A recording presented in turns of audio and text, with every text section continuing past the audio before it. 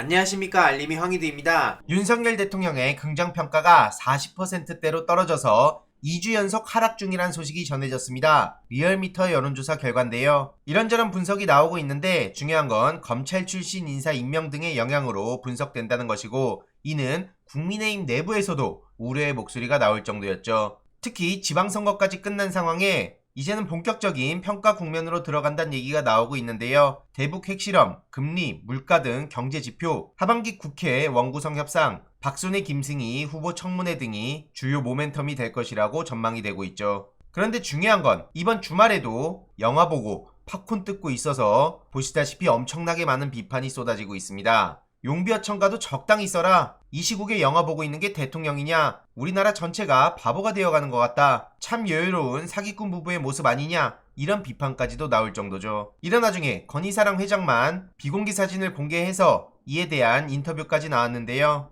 김건희 씨로부터 사진을 직접 봤냐? 이런 질문에 대해서 노코멘트라고 대답하더니 갑자기 대변인과 홍보실이 그런 걸 해야 된다는 건 정근대적이고 관료주의적이고 엄숙주의다. 그러면서 제왕적 대통령제다. 한마디로 본인의 문제가 전혀 없다. 이런 얘기를 하고 있는 건데요. 제2부속실이 필요하다고 계속 주장해왔는데 이것도 김건희 씨를 위해서가 아니라 대한민국을 위해서다. 이런 얘기를 하고 있습니다. 대한민국을 위한다면 황당한 언플을 할 게 아니고요. 도이치모터스 주가 조작에 대해서 공정한 수사를 받고 거기에 마땅한 책임을 지고 재발 방지하고 이런 모습들을 보여주는 게 대한민국을 위한 거 아닙니까? 틈만 나면 국가를 위한다 그러고 국민을 위한다 그러고 말장난도 정도껏 하십시오. 이러니 살다 저런 사기꾼 팬클럽이 있다는 걸 처음 본다. 심지어 북한이 오전 11시쯤 방사포를 쏘는데 오후에 영화 관람이 제정신이냐? 이런 목소리까지 나오고 있는데요. 실제로 어제 북한이 서해로 방사포를 5발가량 발사했다는 소식이 전해졌죠. 심지어 이마저도 소식이 굉장히 뒤늦게 전해져서 다수의 국민들이 충격을 받기도 했는데요. 이에 김병주 의원은 북한 도발에도 영화 보며 팝콘 먹는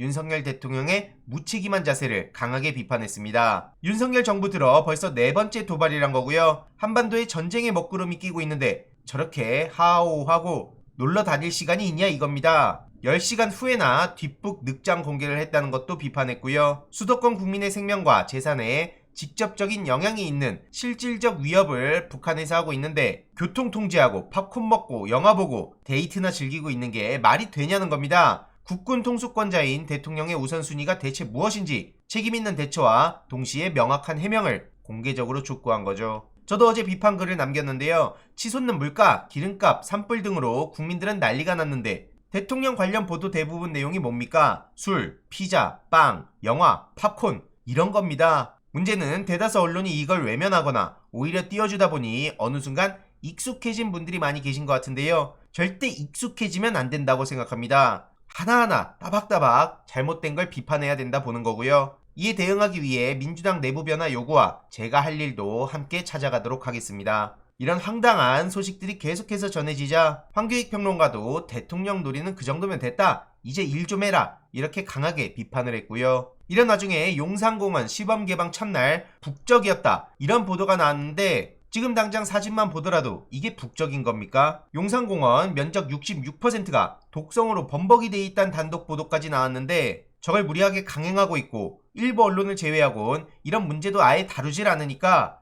용산공원에 왔던 시민들 대부분은 독성 소식은 알지도 못했다는 것도 매우 충격적인 내용이고요. 더 나아가서 국토부 장관이란 사람이 저렇게 용산공원에 위험물질 쌓였다는 건 과장된 얘기다. 이렇게 국민들의 눈과 귀를 속이고 있어서 분노가 폭발할 수밖에 없다고 봅니다. 국민 상대로 저렇게 거짓말을 하고 국민들의 생명과 안전은 전혀 신경도 안 쓰는 모습에 납득할 수 없다는 얘기가 계속해서 나오고 있고요. 이런 와중에 저렇게 경청우체통이라며 쇼를 하고 있으니 더더욱 많은 비판을 불러올 수밖에 없는 거죠. 이와 관련해서도 계속해서 소식 전해드릴 예정이고요. 그리고 지금 국민의힘 내부에서도 당권 충돌로 계속해서 잡음이 커지고 있죠. 이준석 성비위 의혹이 24일 윤리위에서 열린다고 하는데요. 11일가량 남았네요. 어제 이준석 대표가 취임 1주년 기자간담회를 가졌는데 앞으로 1년은 훨씬 더 어려울 거다. 그러면서 어떻게든 본인의 성과를 자랑하고 앞으로 위기니까 내부 결속이 중요하다는 식의 워딩이 나옵니다.